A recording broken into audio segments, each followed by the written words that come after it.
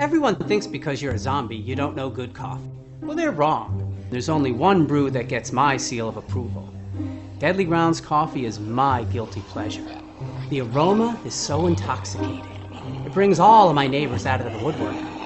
Deadly Grounds coffee. Coffee to die for and zombie approved. It's good to get a little deadly. Use the front door! Oh, they're so disgusting.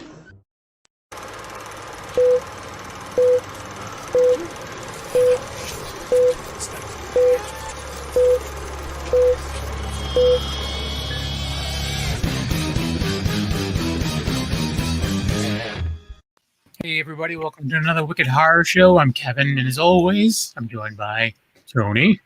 What is going on, people? The 13th Wolfman. Oh, everybody. And Tony, do you want to introduce our very special guest that we have tonight? It's a return guest that we're happy to have back. Who would it be? What's the female version of like a jack of all trades? Jill of all trades? Jill of all trades. She's an actress, writer, director, now a fellow podcaster, Sadie Katz. Yeah, I'm like a Jill of all trades, master of none, right?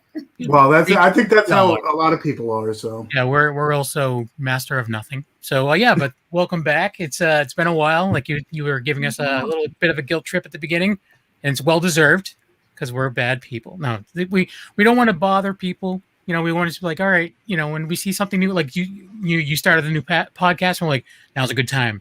Or reach out. Okay. It is really hard to do a podcast.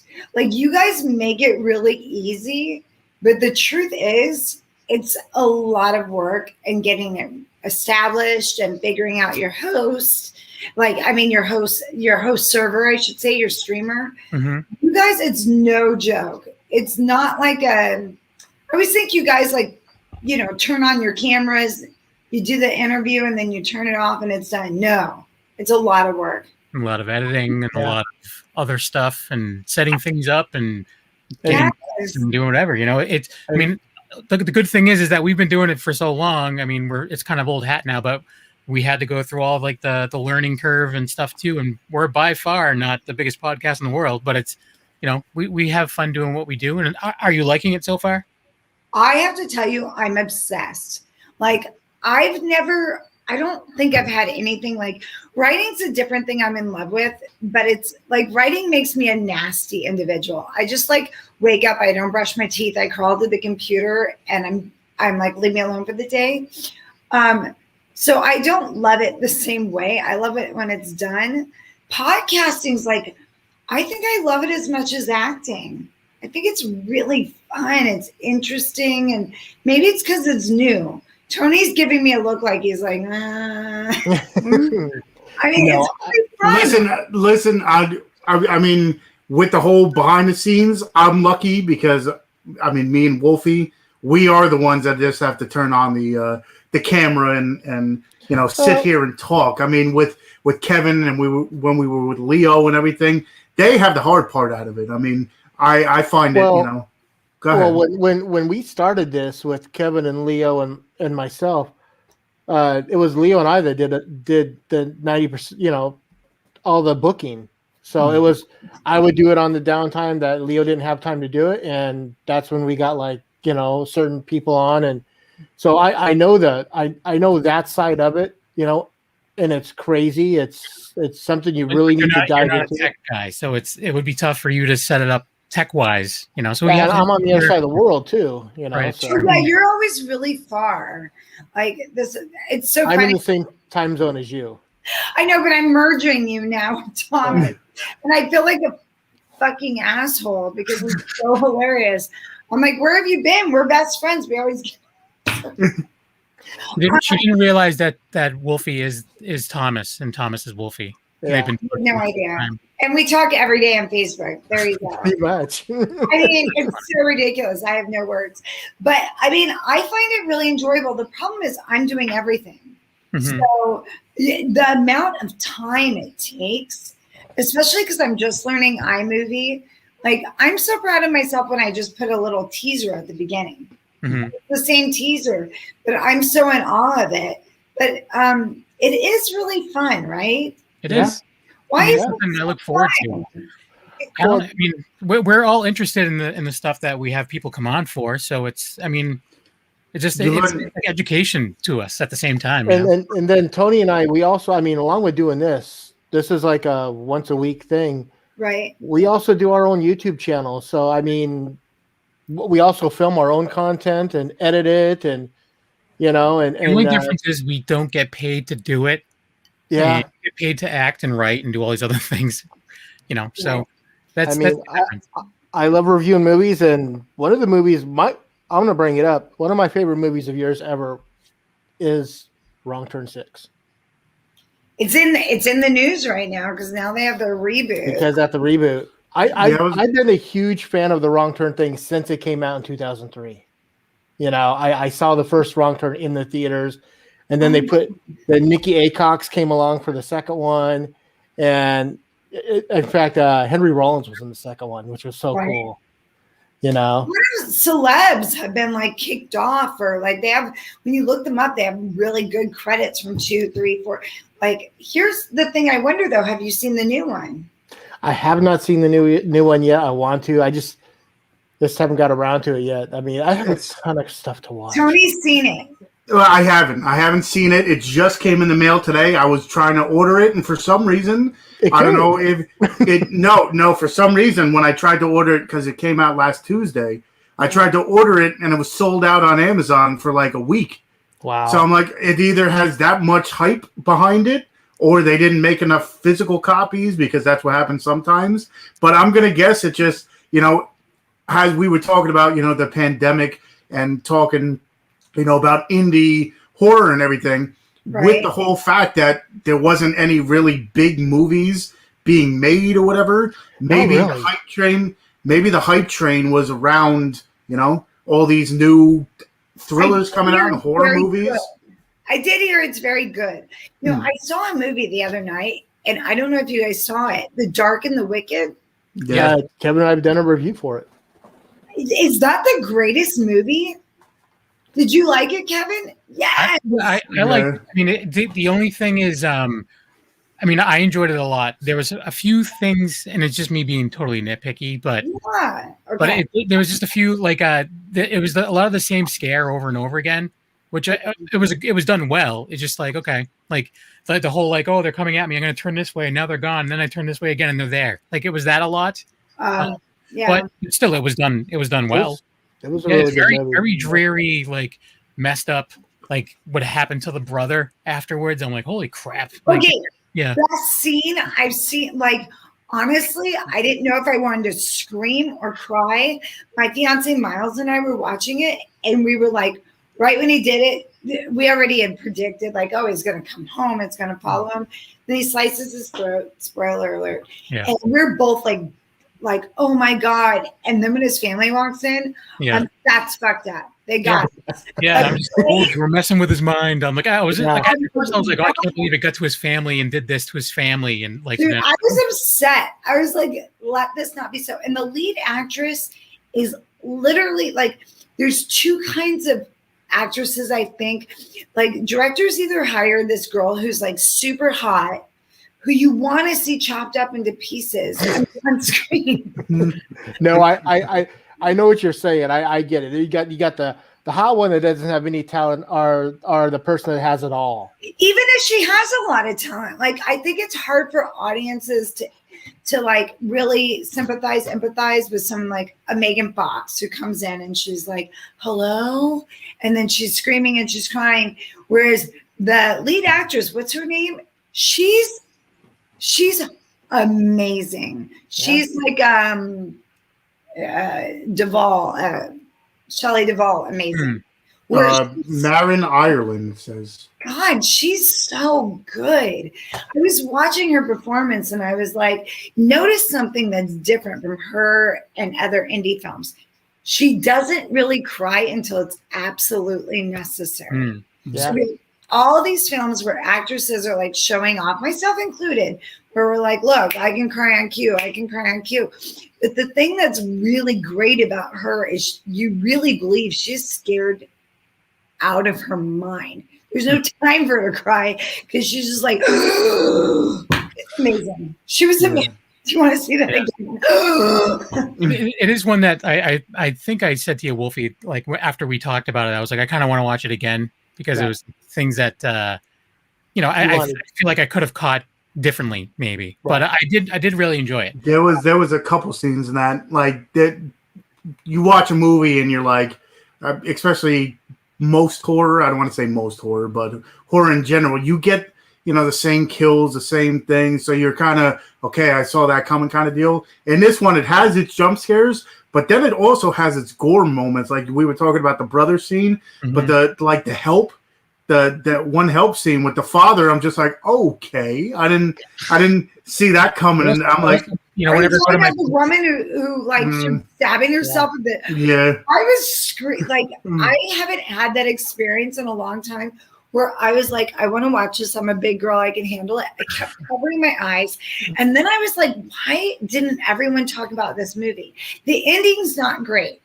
The ending's not fulfilling. That was the one thing. I'm still crazy over the movie. And I think they do the dark. Like, did you guys see the visual? No, I don't think I did.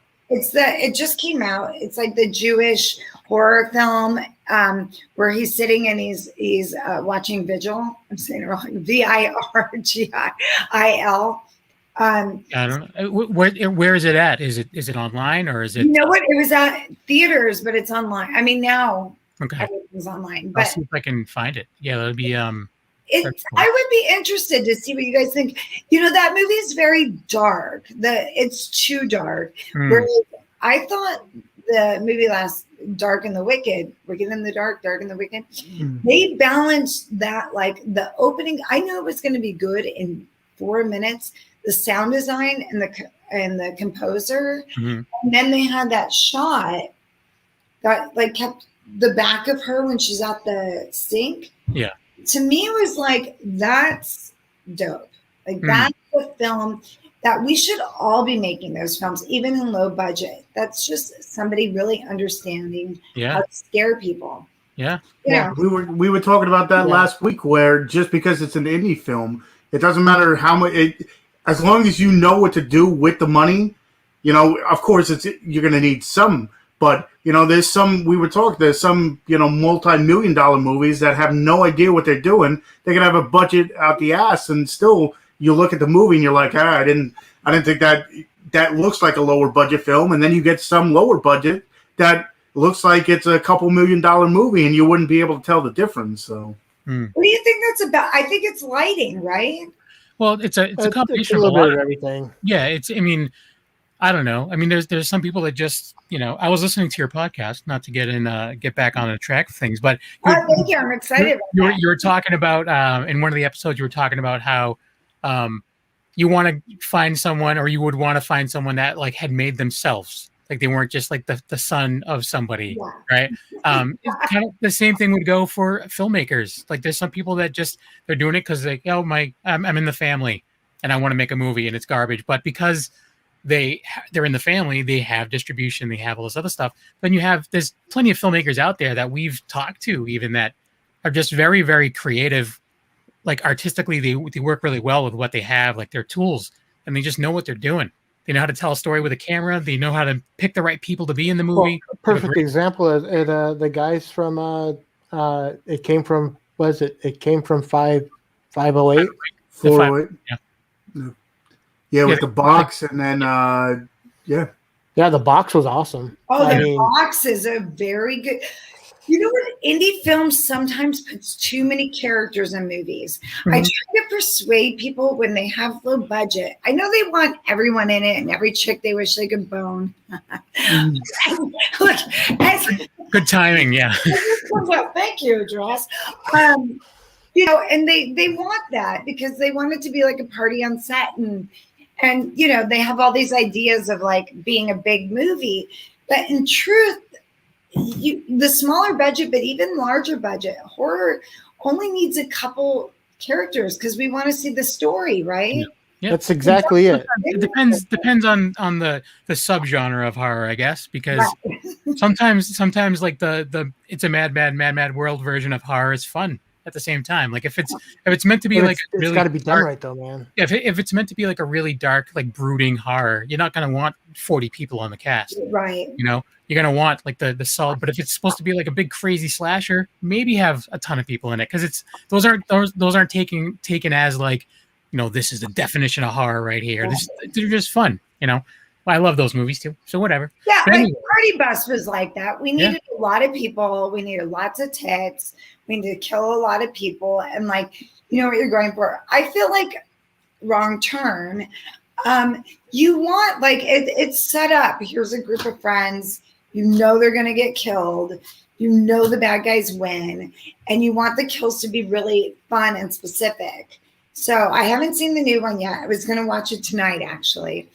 But yeah, there's some films like that. I feel like because of Netflix and because of streamers right now, we're getting elevated indie horror. Yeah. Just getting the indie horror step up, or they're going to stay very B. Yeah, well, we're getting that. I think Wolfie's trying to disagree right there, but I want to hear a counter. But what it is like with services like Tubi that are out there, like we're seeing a lot more streaming horror. So so I think we're just being exposed to more of it, and we can find the better stuff. You know, I don't know with Shudder. I mean they have all these Shudder exclusives. Also, Shudder's owned by AMC. Just keep in mind that it's AMC that owns Shudder, so it's not like it's a small independent. Yeah, it's not, exactly. Lower budget than like the big Hollywood stuff, but it's still it's okay. Let's get that straight. So Shudder, that we think is this little company, which I thought it was a little horror company. It's AMC, because that's who did The Wicked and the Dark with Shudder. Yeah, right. Those assholes. So how much do you think their budget is? Well, I can look it up. Probably $1 million. To tell you the truth, I think it's in the middle. It's not the high. It's not like the low budget, but it's not the like, because there's some that, you know, But they're still paying out. I mean, they have Shudder originals. They have Shudder exclusives. The originals are the ones that they make for themselves. The exclusives are the ones that they're going to TIFF and SIFF, and they're like, hey, guess what? You know what? This was a big thing over at the Toronto International Film Festival. Let's buy it up and put it on our play. You know, they're not gonna just hand over like $20,000 and go, look, we own this movie now. No, they're paying out the nose for it. Well, I mean, yeah, it is interesting. It's I didn't know that was Shudder, but I think Shudder's content is basically at the level of Netflix's content. Oh, I agree. I think it's better. You think? Yeah. Better. Well, there's a lot, like, because Wolfie and I, like, we almost exclusively do Shudder reviews because we watch it all the time. But they get a lot of stuff from like other countries. Like there's a lot of like Mexican horror, and like, you know, there's a lot of foreign stuff that's just really, really good. That people are not taking those risks in the U.S. Like these are things that if it were a U.S. movie, it would not be made the same way. Did you guys see The Glass Coffin? Sorry, I wanted to, but I'm just curious. Did you guys see this Spanish film from Spain, The Glass Coffin? No. Is stuck in a limo.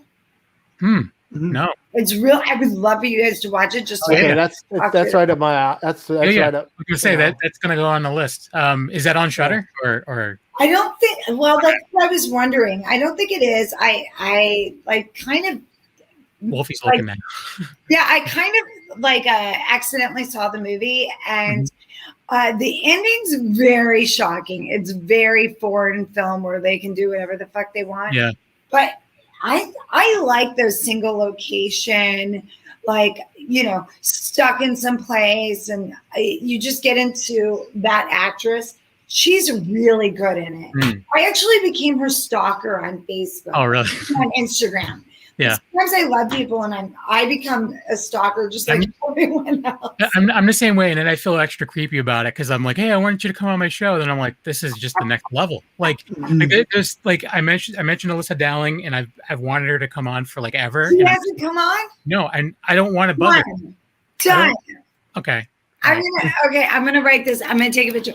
She's hilarious, and well, it's just the thing is like I've been following her forever. Like I saw when she, was getting married. I saw she had her baby, like whatever. So it's like, and I don't know. Like I like a lot of the movies she's in. So I'm like, I don't know. I've mentioned it before. And I'm like, I don't want to bug her because I don't want to.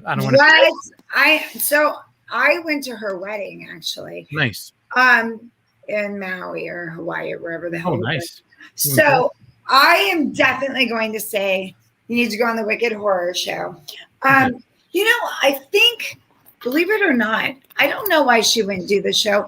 Sometimes, like I'm in like a routine where I like doing podcasts, but I'm a podcast watcher.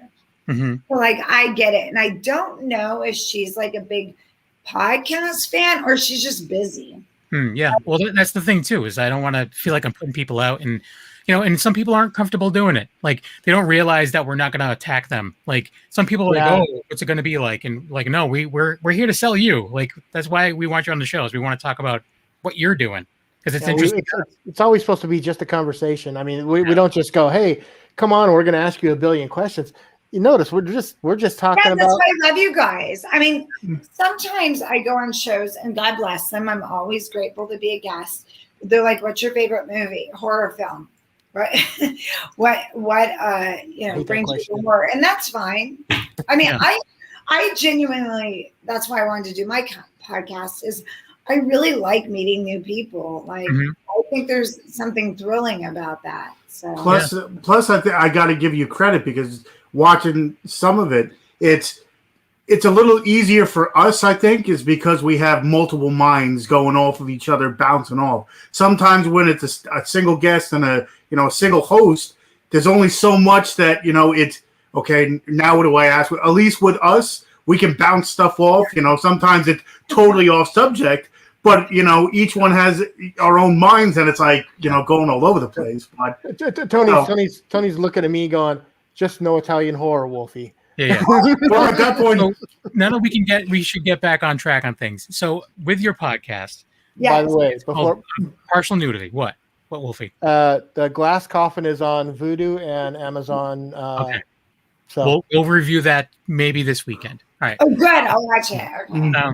So what is the it's partial nudity? Do you want to just talk about like what it's like? What made you start it and like why that title and how many episodes are you in? Okay, so basically besides, I feel like I'm in the horror world. I've been doing that a long time, but I'm also kind of a news junkie and I'm a podcast junkie. I love Joe Rogan where I watch a lot of that. So at night, if I'm not watching a horror film, I'm normally watching every night several different podcasts. Yeah. And I've been on so many. And I was on the Great Love Debate with Brian Howie, and when I was done with it, he goes, why aren't you doing a podcast? Because we had a really great conversation. And I'm like, there's too many podcasts out there. Secretly, when I was in high school, I would always call in Larry Elder and argue with him. Because I lived in Orange County and, I would listen to talk radio and I would call him up. So I just love, I listened to Heidi, Frosty, and Frank, the Dr. Drew and K-Rock Loveline. Yep. So, Tom Likas? Yes. Oh, my God. What's the beginning? What's the beginning? It was the ripoff of Metallica, but I don't remember. Yeah, it's wait, shit. I used to call Tom Likas. I'm trying to remember his intro. It's he was such a talking about the things you really care about. Yeah, first time caller, long time listener. So, yeah, I listened to a lot of Tom Likas, who would have been canceled for sure. But yeah, I was I would call in all the time. This is before acting or anything. I really, really loved radio. And I worked for Y107, which was a modern rock station, when I was I want to say I was 19. So I always kind of did love the radio genre. I thought that there was something special. I got to go in. So I did all the things like Y107. Oh, yeah. So I did all those little things. So I was kind of then, Chris Carter's Mess at Night, I got to sit in on once. Like 19, he's from Dramarama, right on that. So I could be wrong. We're talking about a long time ago. So I do love, I love the whole, forum or whatever. So I actually like missed the podcast thing because by the time it got so big, it was so big. Yeah. Yeah. So I'm kind of intimidated about the whole thing because it took me so long to even do anything with acting where I had any sort of name. So to start from the very beginning is humbling. You're like, I worked so fucking hard on this and I got 30 views. Yeah, it happens. It's hard. The thing is too is that with you have to have consistency because if you start like missing weeks or whatever, people are just gonna move on. There's so many podcasts out there. So right. I do the same thing. I do the same thing. I watch. My wife makes fun of me because I'm always on YouTube watching. Like I watch Your Mom's House. I watch like a lot of the people that are involved in the Joe Rogan world. I watch all of their podcasts. So I'm into I watch stuff with my fiance. So I do watch stuff. I don't always agree with everything, but I'm kind of I like Bill Maher, but I also like Tim Pool, Gavin McInnes, who's the biggest sexist in the world. I think is really funny. Sometimes. Then I watch this thing called SC. It's like a spoof of like culture, the best culture in the week, and it's like compilations. I watch like politically based, but they're more like funny commentaries. Here's something really weird I watch all these things of like, no offense guys, nerds talking crap about Star Wars. Yeah, I'm addicted to those, and I don't even watch The Mandalorian. I don't even care about Star Wars. I don't care about Star Wars, but I really love the passion when everyone talks about it. So I'm just kind of, I think it's sort of like fun to watch the YouTube things. So now I get to be one of the stations that's like our favorite stations when we put it on. And are you calling us nerds? He's weird. She's not wrong, Wolfie. We're just nerds in a different way, but whatever. I'm sorry. I called you. There's nothing. It's not offensive. But I know you guys all get really upset about Star Wars. It's I don't. Talking about Jesus Christ, and you guys are like, we're not. We're fans of Star Wars, but that's about we're not. But it's really horror for us. Yeah. So. We get kind of defensive there. Yeah, definitely. Horror gets really crazy. I mean, here's the thing with horror that I think is different from the other people that are like, nerds with Star Wars and stuff. Horror, like, they're not, you guys aren't angry. If you get a film that you're like, you guys are much nicer fans. Star Wars fans, they're brutal. It's like, dude, it's a TV show. It's not a fucking religion. I think it is. Yeah. The Jedi are religion, Right. Well, yeah. And I think what's fun is like a lot of horror, podcasts and things is they actually do understand the difference between like an independent film. Sometimes I'm a little bit thrown when someone talks, like I'll see a review and I'm like, you do know that this is like a low budget indie film. Yep. You guys are like yelling and screaming. This film was made for $200,000 in 10 days. Yeah. That's pretty fucking great if you think about it. Like what we did was pretty great. Right. That's one thing that we always, I'm just going to bring it up because I know you're going to, Tony, but we always say like, we can't like really judge a movie because we've never made one. Like we can't judge a movie. Like we don't know the difficult, like we've had, directors on here that like, we've completely edited the movie. Then someone broke in and stole the hard drive. So now I have to completely edit the movie again. That was 420 Massacre. I was going to say, that's my buddy Dylan Reynolds. Yeah. So I did Nipples and Palm Trees with him. He was my very first lead in a feature film. Really? I was supposed to do Jamie Bernadette's part in 420 Massacre. Some health issues came up. So I recommended Jamie. She did my character. The film's excellent. Yep. But I remember when Dylan and Vanessa have been friends of mine for over a decade now. Yeah. It's one of the more fun episodes to watch because It's Dylan and his wife Vanessa and Stacey Danger. Oh, okay. And Stacey Danger's back at her place, and she's having problems with her internet, and so she keeps popping out, popping on, trying to get it all settled, and then finally she pops off, and don't think anything of it. She's not coming back. Yeah. Don't think anything of it because she's just having a hard time, so we don't know what's gonna happen. About 10 minutes later, she's walking through Dylan and Vanessa's door and going, "Here I am." Yeah, oh my God, how fun! Yeah. Those guys are great though. Like we were talking about how we were doing a con, and then they ended up showing up at the con. Like they came all the way out to Massachusetts to go to this con, and they Dylan and Vanessa. Yeah, and they played the movie and everything. It was awesome. Are they the nicest thing? Yeah, I love them, and I've always loved them from Hello. So when I met Dylan and was auditioning, I thought it was so clever because I went in. I was playing like this girl who was like a complete spaz. I know, typecasting. And so I had my headshot and resume. And back in the day when you actually went in and auditioned, we were at a very popular, it doesn't matter. It's so insider baseball, but we were at a place that everyone auditioned at. So I took my headshot and my resume, and I was supposed to play like just a mess of a girl. And the resume, so a headshot's 8x10. And, your paper for the resume is a little bit bigger than that. So I decided, because I thought I'd be clever, that I would just tear it along the edges. Because that's like how my character would be.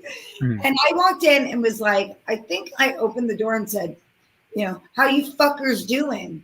And I think Dylan and my friend, who's super close to me now, who I just talked to earlier today, Matt James, were like, what the fuck is up with this actress?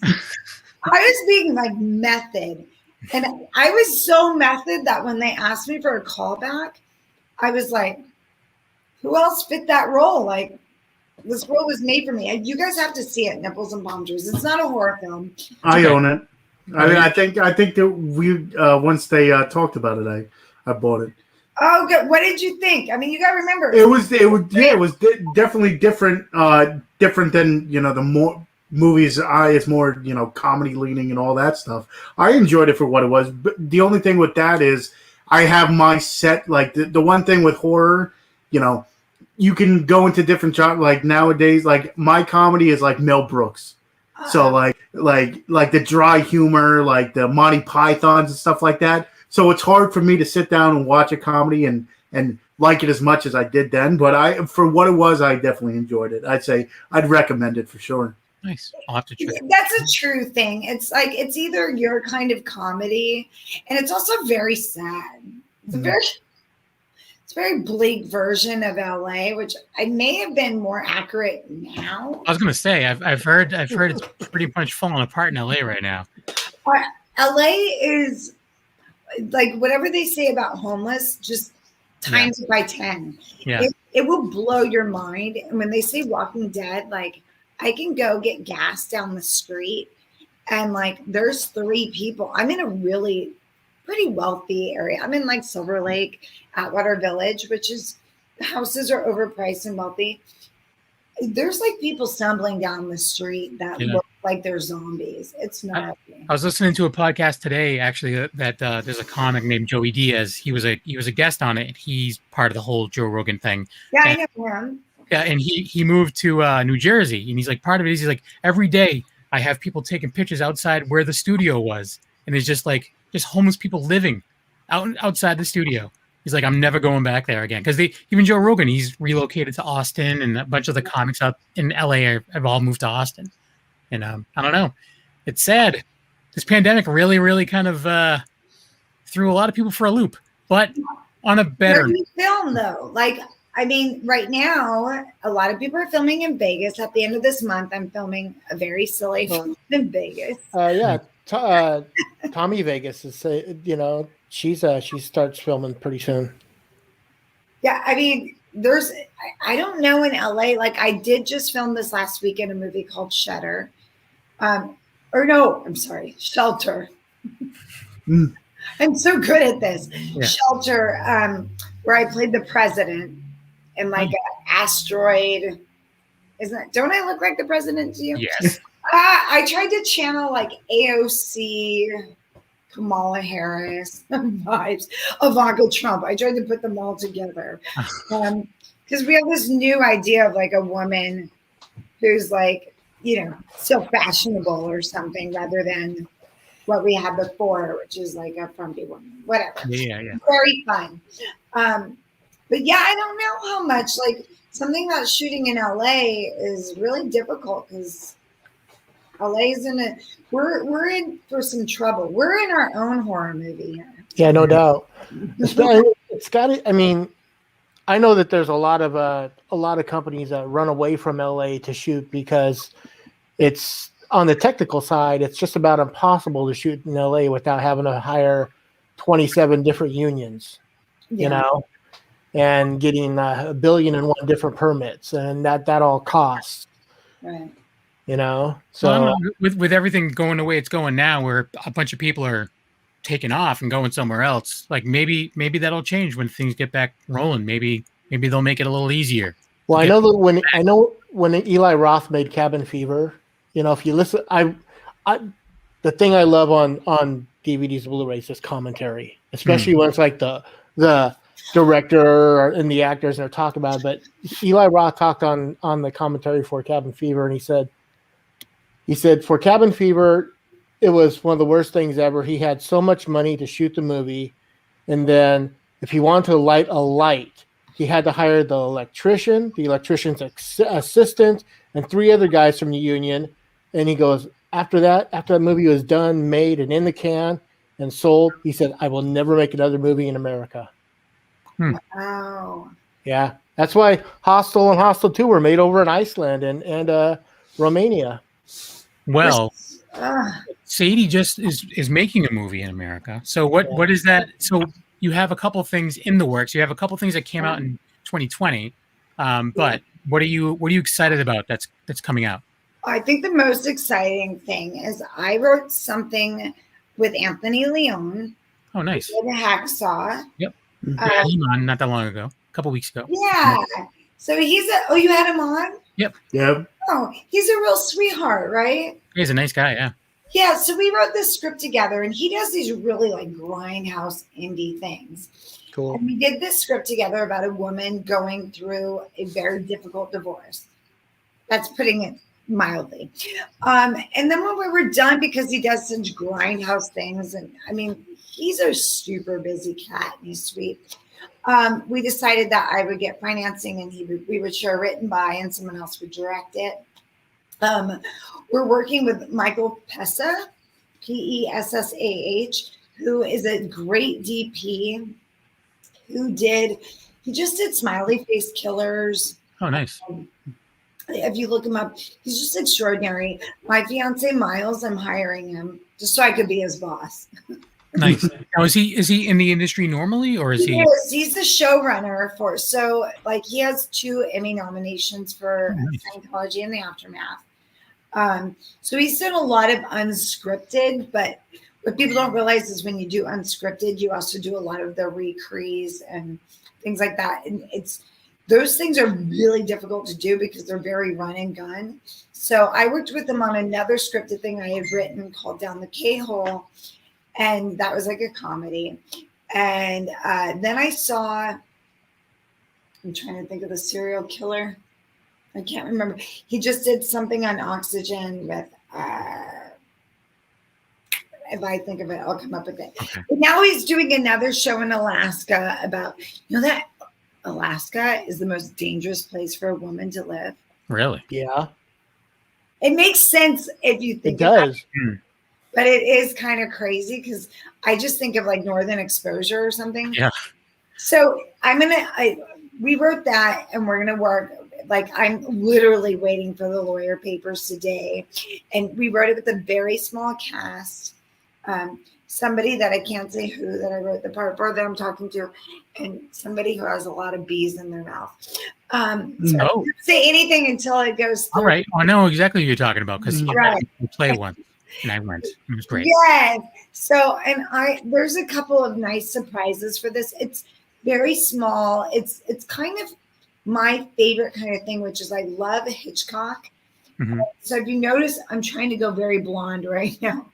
I'm looking for that icy. I know you guys are men. You're like, you're blonde. Yeah, I really like that icy Hitchcock blondes. Eva Marie Saint, Grace Kelly type of blonde.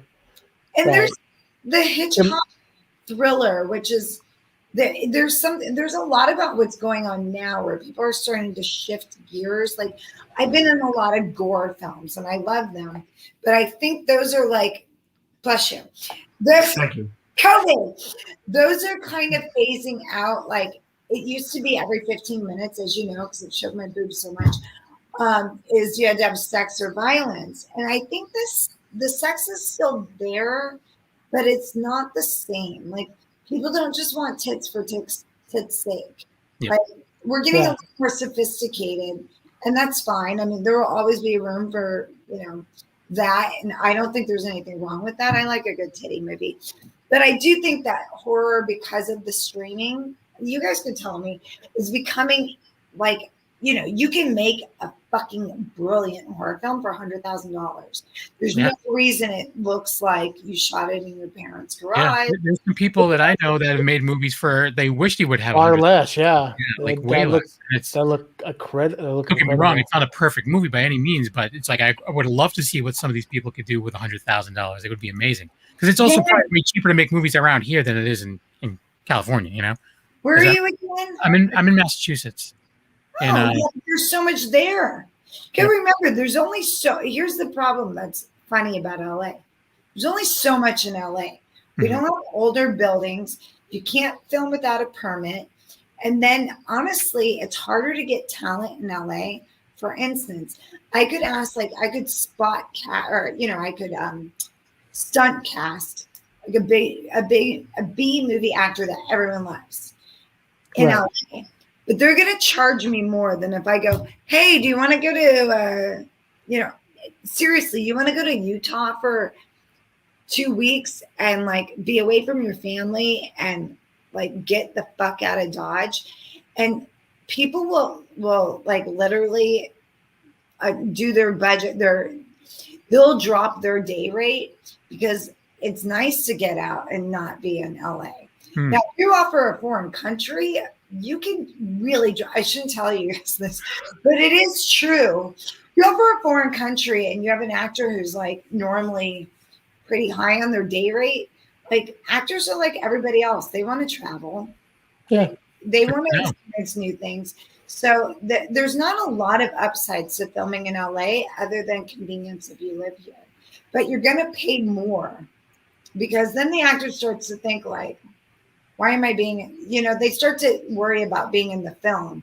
I did a film in Italy and I called up my two friends who are amazing actors, Randy Wayne and Greg Travis. God, Randy Wayne is in everything. Everything. You want to know why? Because he's a good actor. He's a fucking good actor. Yeah, I don't need but I mean, he is. He's in everything. He's really, and you know why? He's so easy to work with.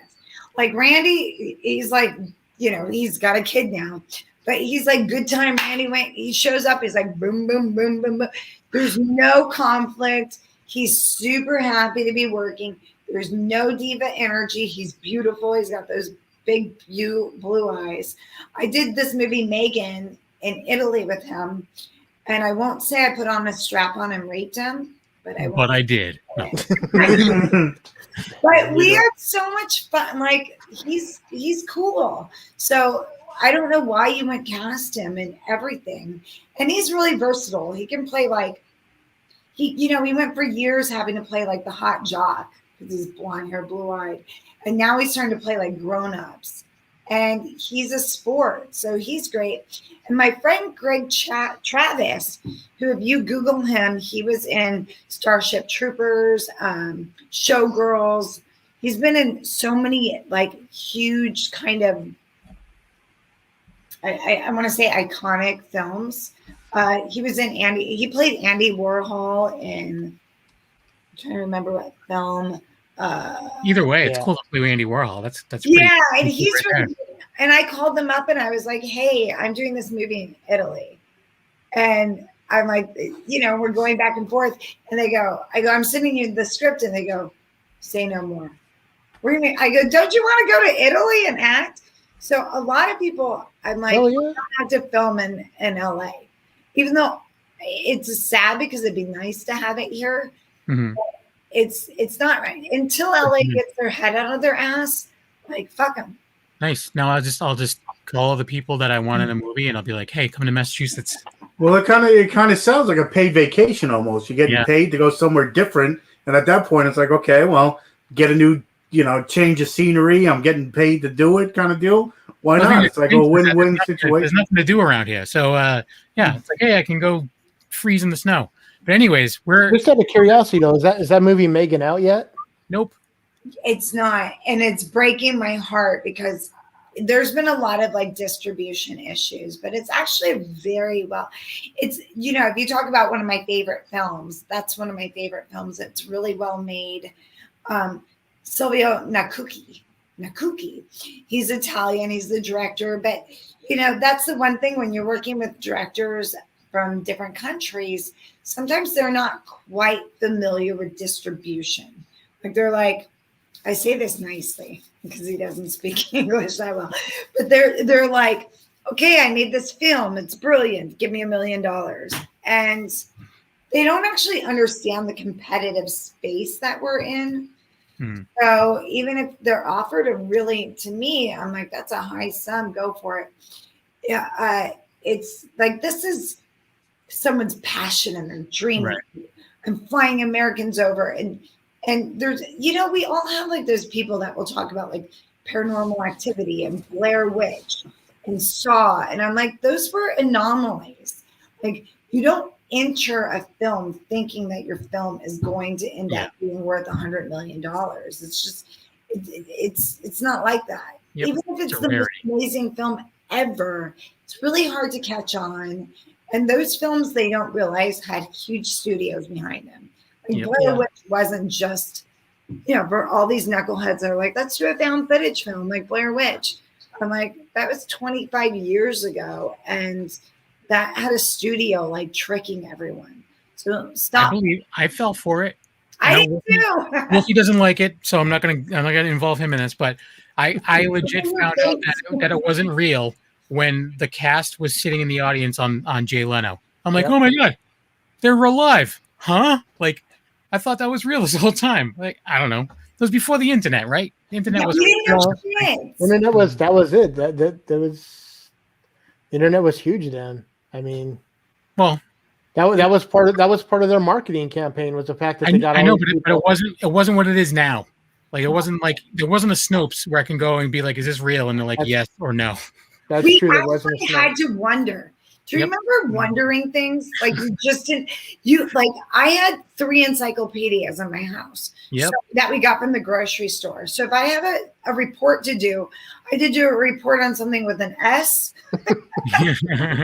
like an M, and like maybe a T or something. That was it. So all my reports were on that, and then you would go to the library, which was outdated, and I mean, I think even. This is going to sound funny, but I think in Blair Witch, because that girl had that snot bubble out her nose, we were like, it must be real. Yeah. That's how naive we were. We were like, yeah, but her snot was coming out of her nose. And because we haven't entered that kind of horror of like just disgusting sobbing on that level, besides The Shining, I only have people. Well, we just want to say Daniel John is saying, hey, all. Daniel is a good dude. He was just on recently as well, and he's a producer, actor, and Mr. Tony of the Dead. Mr. Tony of the Dead. Oh, nice. Yeah. What's up, Tony? And but yeah, so we've been on for 50 minutes already. So besides the one where you may or may not have raped someone with a strap. What other movies? Well, you had a few that came out in 2020 that I have some trailers for. I don't know if we have time to play both, but between you have Clown Fear, which has a cast that's amazing. Clown Fear, it's right there. And there was another one that I saw you have. There was a trailer for the Amityville Harvest. So do you want to talk about those movies a little bit? Yeah, I co-wrote Clown Fear, but I won't talk about that one. I'm really grateful for that film, and I'm great about it. Yeah, and I love all my crew in it, and blah blah. Well, the thing is, you're an artist, and artists hate their own art, like a lot of times. So it's like you're being very judgmental about it, but it's someone like Tony. And yeah, I'm so glad we did the film, and there's so many great experiences. I had Thomas Churchill cast me in Amityville Harvest. I worked with Kyle Lauder, who is a soap opera guy, who's really a sweetheart.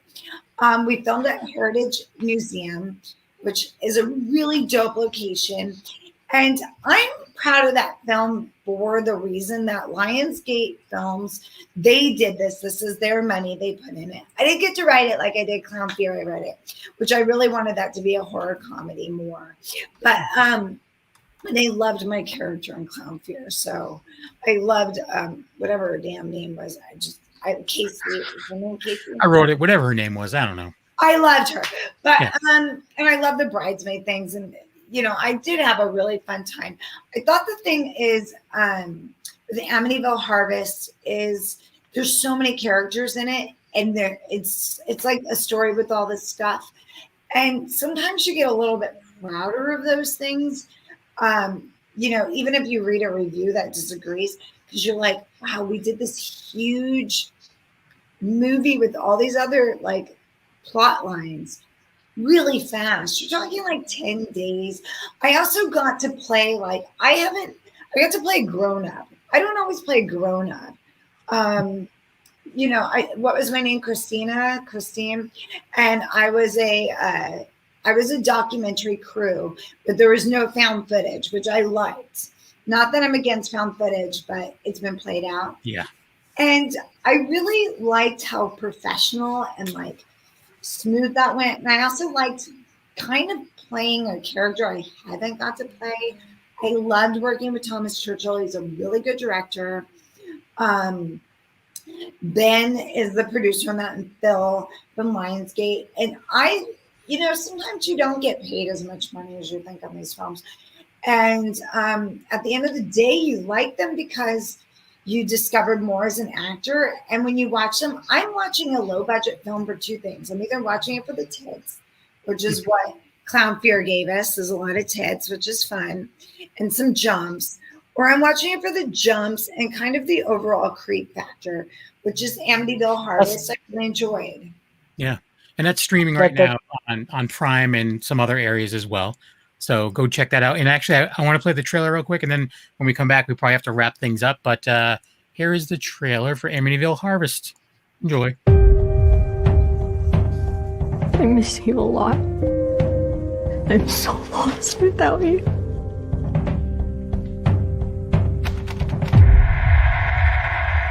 Hey, I'm locked in! Stay with me.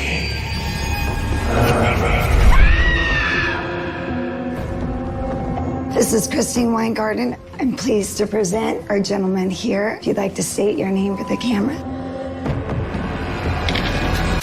My name is Vincent Miller. I'm opening my doors to you all to film here, and I'm here to document my family's history, their involvement in the Civil War. In this house, I can't explain this. I hear you great. Nothing from him. evil is everywhere. The last place Lana Hill was actually seen as a funeral parlor. Trapped. Ask me to take your pain. I will give you a world without sufferings. Hungry. There is definitely something weird here. And we're gonna find it. When darkness gets in. Come, my precious. No one. Grab your phone. Let's get the hell out of here. Now. Gets out alive. Sadie Katz. Paul Logan. I only wanted to tell my story. The Amityville Harvest.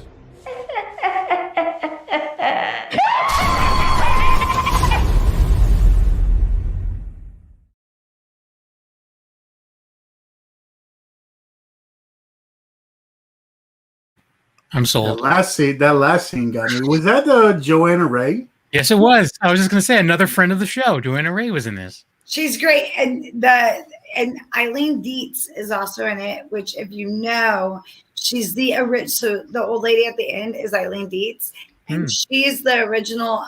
She is Exorcist. Yep. Oh, really? Nice. The little girl. She was the transformed little girl as a demon. Oh, nice. Yeah. That's awesome. Is her name Reagan? She also did, yeah. She was Linda Blair all made up.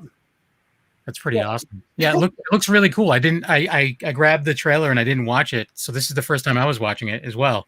And yeah, it looks really cool.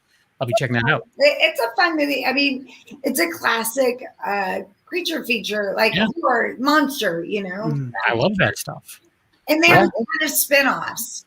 And I just filmed with Churchill another kind of horror rom-com where I can't say much about it except I play a vampire killer, which was really fun. So I'm kind of stoked about that. I got a question for you. Okay. In 2016, you starred in the remake of Blood Feast. Is there any chance of having a sequel? Oh my gosh, I wish you would ask Marcel Walsh. So he's been busy doing Blind and Blind 2, no Blood Feast 2. They put a lot of energy into Blood Feast that I'm gonna speak for him out of turn, is now that he's in America, like he realizes he can do different things. I don't know if you saw Blind 1 with Sarah French. Yeah. Yep. So, yeah, I mean, they just did part 2. I haven't worked with them since Blood Feast. I would have liked to, but I liked Blood Feast. I thought it was, I would like to do more as Goddess Ishtar. Yeah. Like, to be more of, it's funny because when I was in that, Marcel didn't really speak English. He learned how to speak English when he moved here. So I had a very different experience, and now he speaks completely fluent English, which is crazy. When you're meeting someone, I can't even imagine learning another language. And he learned a completely new language in like 6 months. That's awesome. I can't even speak the one I know. Yeah, really. It was weird because you have one person that you meet, and I know when I've been to foreign countries, I become very small. I'm much more like, I start speaking in like these truncated sentences. So yeah, now he's pretty established in the horror like circle here in LA. So ask him, Thomas, Wolfie. That's we were supposed, because we had Sarah on a little while back, and we were supposed to have her come back on for Blind after Blind came out, and because we really dug it. Yeah, we were supposed to have her and possibly her husband on, and there was word of maybe bringing him on as well. So I think he wrote it. Joe wrote it and produced it, I believe. Yeah. Maybe I'm wrong, but I'm pretty sure he did. Yeah. But yeah, it's. I mean, I really dug it, so I'd be down to have him on. So you can ask him then, Wolfie. We should hit him up again. Okay. We little side story. We were trying to get Sarah on for years. And we finally got her on. We cornered her at one of the last cons we were able to go to before the pandemic. And it was just like, you're coming on. And she's like, all right, we'll figure it out. But anyways, it's about that time. We got to wrap things up. So where can people follow you and check out your podcast? Like, where is it? Where is everywhere that it's at? And where can people see anything else involving Sadie Katz? Okay, so there I am. Hi. Okay, so I'd say, I look like an alcoholic. Sorry. I'm in front of our bar. So Instagram under Sadie Katz, SADIE KATZ, and my podcast is Partial Nudity Podcast, and that you can see at iHeart Radio and YouTube for now, and it's coming to other streamers and things, but right now it's exclusive there, or you can go on Instagram and check it out. Nice. Tony? You can find me at Tony Has Nine Fingers on YouTube, where I do movie reviews and unboxings and anything related to the collection. Twitter, Tony Has Nine Fingers. Tony's Movies on Instagram, where I show off the movies behind me. I started a TikTok for movie reviews and stuff. And Tony has dance, 9 figures all the time on it too. all the time. Now, all those trends and twerking, everything, everything. Thanks If you for ever that catch visual. me doing that, you'll go blind. So I save everybody the trouble. But that's pretty much where you can find me. And of course, here Tuesday nights, 9 o'clock. Wolfie, get that visual. Tony twerking, thanks. Yeah.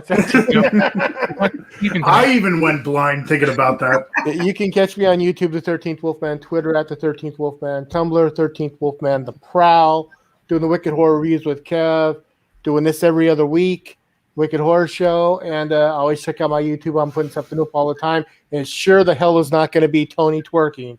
Kev, yourself? I'm gonna, whatever. I'm gonna sign back up for TikTok just so I can see it. But you can find me a Knuckle on Instagram. Besides doing the reviews with Wolfie and doing the show, I'm part of Secret Underground Hideout and Black and White Fright, all of which are on the Dorkening Podcast Network. So go to thedorkening.com for more information. And also, we were streaming on Hellfire Radio tonight. First time for the show, streaming live. So if anyone listened, thanks. And that's about it. And thanks again to our awesome guest. And until next time, hopefully it isn't multiple years. It's on us, though. We are the ones to ask. Okay. Yes. All right. Well, thanks, everyone, and good night.